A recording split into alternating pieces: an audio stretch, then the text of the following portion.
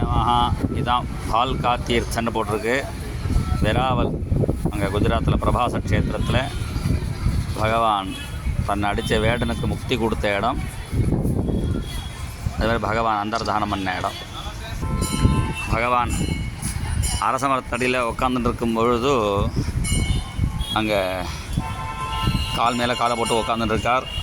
அப்போ ஒரு வேடன் வந்து பகவானுடைய சரணத்தை இது மான்னு நினச்சின்னுட்டான். மிருகாஸ்யாகாரம் தச்சரணம் இவ்வியாத மிருகசங்கையா, மானுடைய கால் நினச்சிண்டு அப்படியே அதை அடிச்சு விட்டான். அவன் நின்றுருக்கான், உட்காந்துருக்கான், மன்னிப்பு கேட்குறான். அஜானதா கிருதமிதம் பாபேன மதுசூதனா சந்துமருகசி பாபஸ்ய உத்தம ஸ்லோகமேனக.